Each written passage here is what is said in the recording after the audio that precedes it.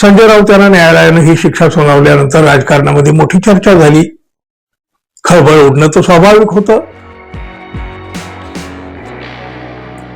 मित्रहो, उद्धव ठाकरे शिवसेनेचे आक्रमक नेते संजय राऊत यांना न्यायालयाने दिलेल्या तुरुंगवासाच्या शिक्षेतून वरिष्ठ न्यायालयाने संजय राऊत यांची निर्दोष मुक्तता केली आणि विरोधी पक्षांच्या नेत्यावर गंभीर स्वरूपाचे आरोप करणारे भाजपाचे नेते किरीट सोमय्या सपशेल तोंडावर आपटले.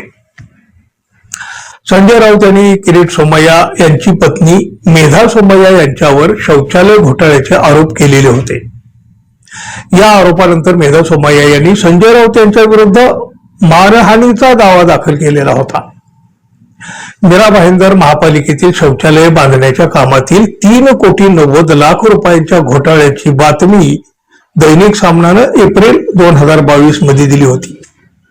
ती बातमी त्याचबरोबर खासदार संजय राऊत यांनी प्रसारमाध्यमांशी केलेली विधानं यामुळे बदनामी झाली असा दावा करीत मेधा सोमय्या यांनी माझगाव न्यायालयामध्ये अब्रू नुकसानीचा खटला संजय राऊत यांच्या विरुद्ध दाखल केलेला होता. या प्रकरणी न्यायदंडाधिकारी आरती कुलकर्णी यांनी संजय राऊत यांना 15 दिवसाचा साधा तुरुंगवास आणि 25,000च्या दंडाची शिक्षा सुनावली.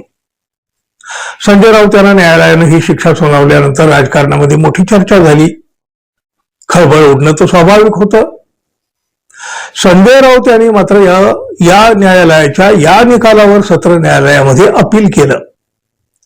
सत्र न्यायालयात मात्र बऱ्याच दिवसापासून ही सुनावणी प्रलंबित राहिलेली होती. अखेर या प्रकरणाची सुनावणी झाली आणि शिवसेनेचे आक्रमक नेते संजय राऊत यांची निर्दोष मुक्तता करण्यात आली.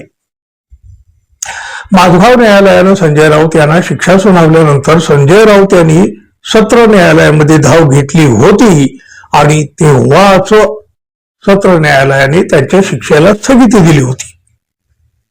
आता मात्र त्याची निर्दोष मुक्तता करण्यात आली. संजय राऊत यांनी या निकालाला सत्याचा विजय असं म्हटलं.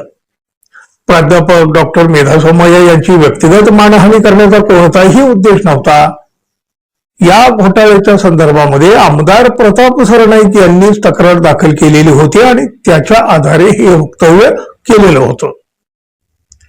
न्यायालयामध्ये सादर केलेले पुरावे कागदपत्र यावरून न्यायालयानं योग्य तो निकाल दिला. या निकालाचा आम्ही सन्मान करतो, आदर करतो. हा सत्याचा विजय आहे असं संजय राऊत यांनी म्हटलं.